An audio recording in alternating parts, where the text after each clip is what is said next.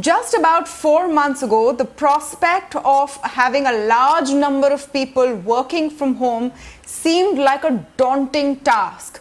Nearly overnight, various companies across sectors moved to a new model of productivity and functioning.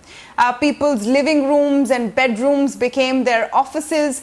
Companies figured out new systems for communications, and meetings moved to video formats online. In fact, it gave birth to a number of apps that have become popular because of the work from home phenomenon.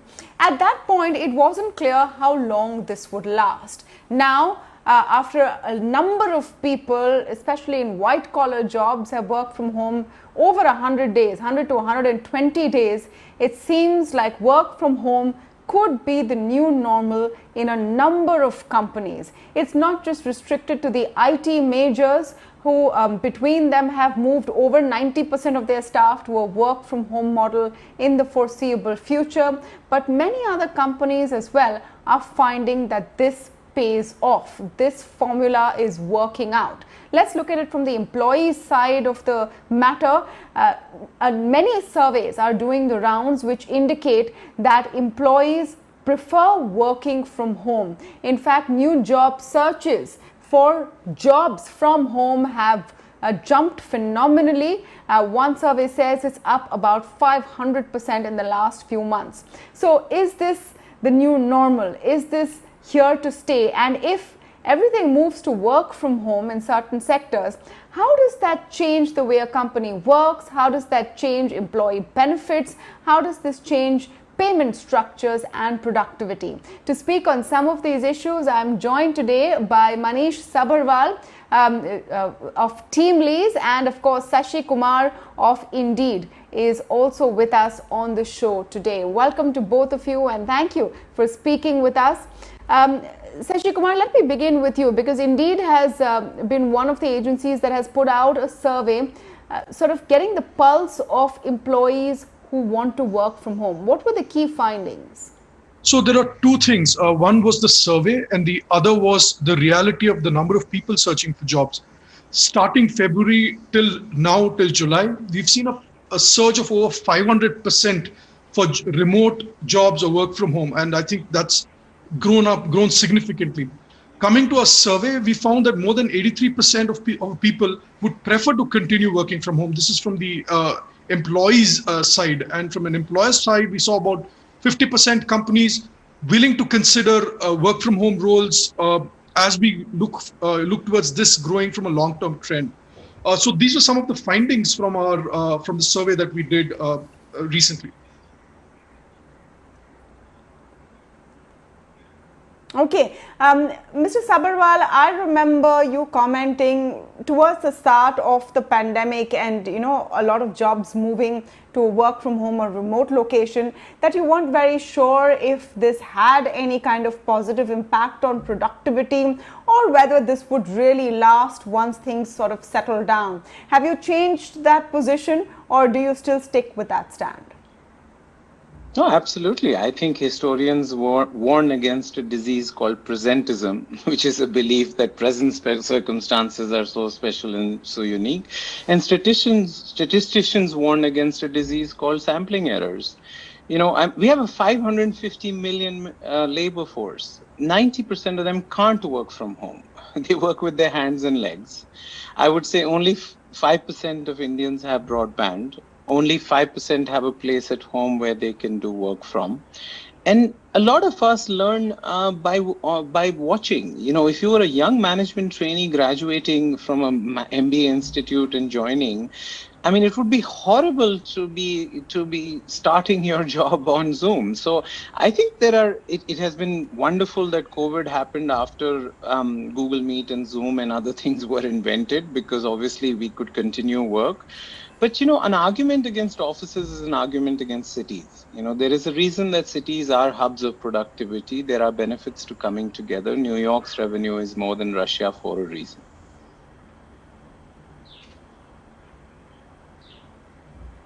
Fair enough, but and I get your point completely, Mr. Sabharwal, that we're not talking about the whole swaths of our population. First of all, we have a very small formal sector. In that, you have limited organized jobs. But applying all of those filters, I said in the beginning of this presentation that we're talking about white-collar jobs, and of course, the surveys would have limited sample size. But clearly, there is a trend here. There is a trend here. If you even look at the Google searches, another anecdotal sort of evidence perhaps, people are looking for jobs where they can work from home. They're finding that this works for them better in some cases. I think that we don't know whether it's a trend yet. We were in an emergency situation. We are coping with the hand we've been dealt, and that is admirable. I think that most people would tell you that they are starting to deplete the balance of social capital and relationships that they had. They're running into whiteboarding sessions not being able to be done. So if I was to sort of think about it, I would say that, before the pandemic, 5% of people used to work from home, or 3 to 5. I think it'll go to 10, it'll go to 15. But my notion, there are some jobs which obviously the cognitive elite like us can work from home. But I'm not sure that other than the cognitive elite, you can. So it's a little, I'm a little worried. It sounds patronizing that we're all talking about working from home, when 95% of people can't work from home. So I worry about that. And second is, I'm not sure. Working from home has also become living at work, right? We are all living at work. I think that for mental health and mental sanity, some partitions between work, play, and relationships is important. So if work from home becomes living at work, I would suggest most psychologists and even the Puranas would tell us that that's not healthy. Yeah, I have to agree with you there. It's a new system. I think what everyone's trying to figure out is whether it's one that is here to stay, at least in some cases. One would have assumed that once the lockdown started lifting, most states and most cities have allowed people in sufficient numbers to come back to work, but that's not happening yet. Sashi, Kumar, you want to come in on this debate? Manish Sabharwal is very convinced that this trend is not here to stay. People are still waiting for the dust to settle. On the other hand, you have people calling in decorators to construct their at-home office. Yeah. So where I think this is going to go is that, while obviously, like Manish said, that work from home is not a reality for most Indians, but within the white collar segment where there is a possibility to have people working from home, we may not see people working from home 5 days a week or 6 days a week and every day of the month and year, but we will definitely see a lot of companies offering flexibility, because that's something which the job seekers will ask for. And in segments where there is scarcity of great talent, companies will need to offer that to their employees. We will see people come into office maybe twice a week and work from home for the rest of the time. We will see a lot of human beings are social animals. You will also see a lot of people yearning to go back to office, because it's not, as Manish said, it's not easy sitting at home and spending the entire time here. Companies will start getting innovative about how they offer leaves to their employees, about how many days people can work from home and how many days people can come and work in office. There were roles, even within Indeed, where we thought people couldn't work from home. But this experience has taught that maybe going forward, they may not need to work from home the entire week or the entire month, but definitely there's a lot of flexibility in offer. So we will definitely see a lot of a mixed model come in, where there'll be a lot more flexibility. I think there is benefit in this for companies as well, as they plan their real estate requirements, how many people they absolutely need in office, how many people can work flexibly, and also there are definitely going to be roles where people would prefer to work from home. For example, at Indeed, we've declared that people needn't come into office even if we do open up till July. So what this has meant is that a lot of people who've actually moved to Bangalore to work can now, for at least 1 year, go back to where they are from and operate from the comforts of the home that they actually share with family. So I think It's that's a fascinating point, and you're talking about roles. No, Mr. Kumar, I was just mentioning that you're talking about roles that previously were not even envisioned to be functional in a work from home situation.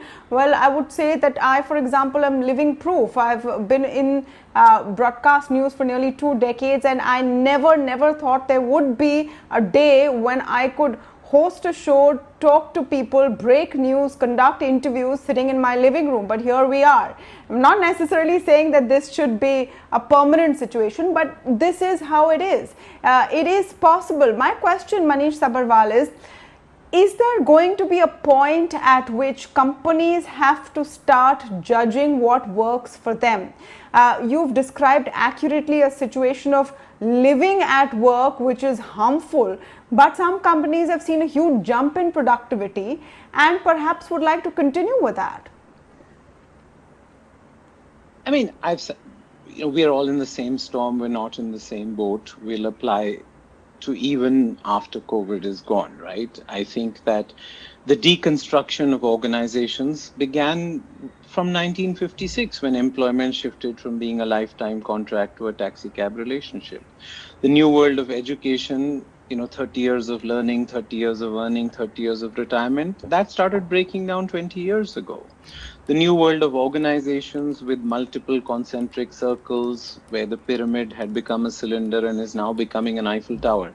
I'm just a little, as a student of history, I would submit that pandemics or any crisis accelerates trends which are already latent in society because the opposition comes down.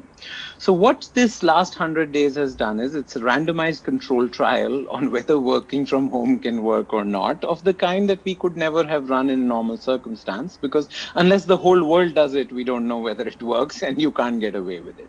I think that and I wouldn't say that people not going back to office is because they're hesitant. I think till we know whether the virus we're at the start, middle, or end of the virus, companies will not be comfortable issuing a fatwa saying you come back to work. I mean, I think that's because they'll be responsible for their health. I think at some point, all companies will have to confront this point at which you say, well, if you want to be an employee, we need you back in the office. And then employers will. I'm not saying that point is 10 days away or 30 days away. It'll only be clear when that is. But I think there will be a point when companies will have to tell employees that, look, we need you back at work if you want to work with us. I mean, some people they'll give flexibility. And I know some people are in some companies who have done that have seen people quit their jobs. So I think that it's a tough situation. The broadest shoulders should bear the heaviest burdens. But right now I would be careful. An emergency situation, people are making sacrifices. People are doing things that I don't think will be acceptable, or they will want to when circumstances return to normal. So but that's the point, Manish, if I may come in. That's the point, that are we still in an emergency situation in mid-August?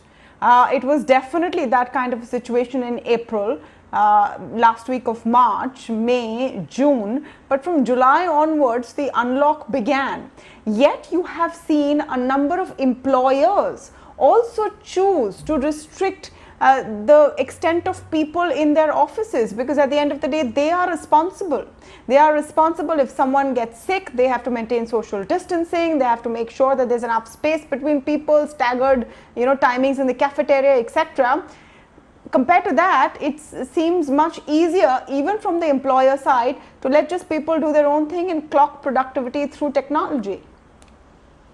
But the fastest growing segment, both of you use the word white collar, the fastest growing segment of India's white collar job market is sales, customer service, and logistics. And if you throw in hospitality and you throw in construction, those jobs can't be done with social distancing. Those jobs can't be done from home. So I would be just a little careful. I'm not saying that the world is not going from 5% work at home to 15% work at home.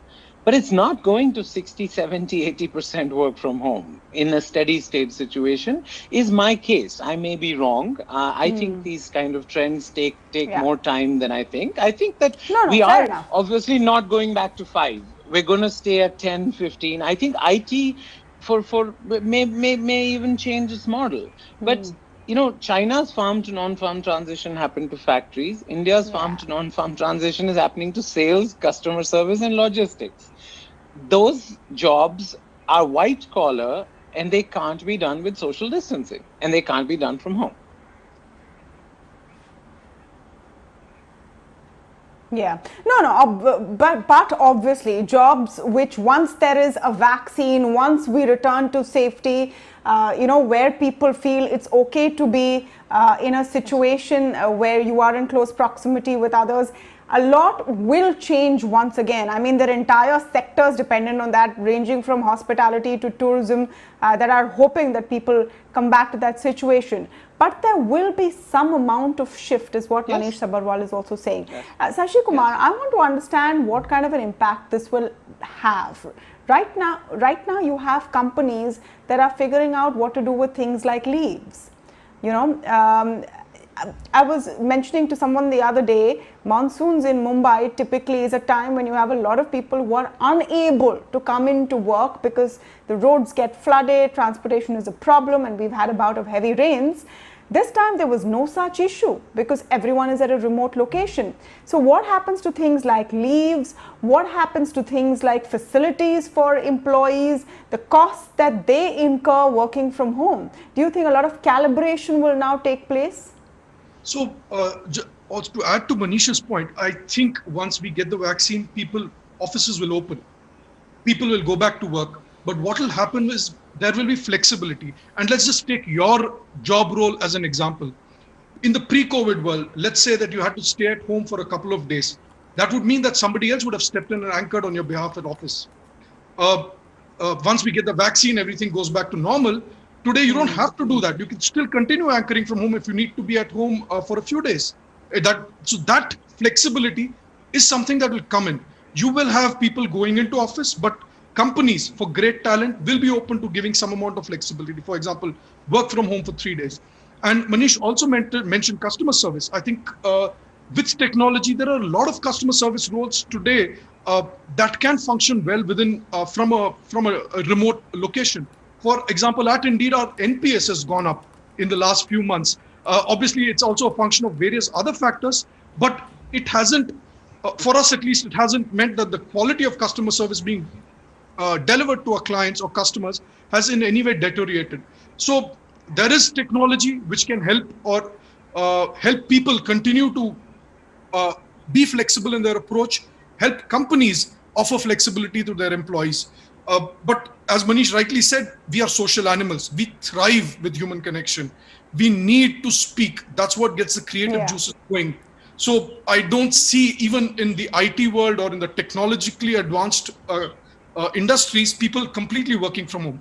You will go in, but there will be greater flexibility. Technology will ensure that productivity keeps remaining, even if people have to work from home for a few days in a week. I think the important point is fair enough. And for IT companies, what are they going to do with their beautiful campuses? Yes, Manish. No, who will pay for air conditioning? I mean, it's much cheaper to air condition centrally the whole office. If you pay every employee for air conditioning between 9 and 5, are you going to reimburse them for their home internet? These are, I mean, I think there are benefits to agglomeration which are captured in these things. Now, I know a lot of journalists who are upset with their air conditioning bill, because they used to be in the office, or a lot of people who are upset with their broadband bills. And, so I mean, at some point, somebody's going to have to answer the question, are you going to reimburse me? And the employer is going to say, well, I can't reimburse 10,000 people for retail air conditioning and retail internet. I mean, you come into the office and use it, right? So I think that, these revolutions are often evolutions. There is no question that there will be increased flexibility, but we overestimate what happens in the short run and underestimate what happens in the long run. And this deconstruction of organizations, the uncoupling of work from offices and organizations, the shift of lifelong learning, they're more employed learners in higher education than they are full-time learners. So all these are sort of important trends which have been happening for decades, and this is has accelerated the online learning has been brought from 2030 to 2020. But I don't. But you know, the average life of a Fortune 500 company has come down from 65 in 1955 to 14 this year, independent of all this, right? So I think there's a huge churn in our equating work with large organizations, with employment contracts, with working from office, which has been happening for some time. And I actually think this will lead to some creativity, but people will discover that, you do want some partition between home and work. You do want, Yeah. and when you get to the very senior levels, you'll realize that, Yeah, absolutely. board meetings, you don't get peripheral vision on Zoom.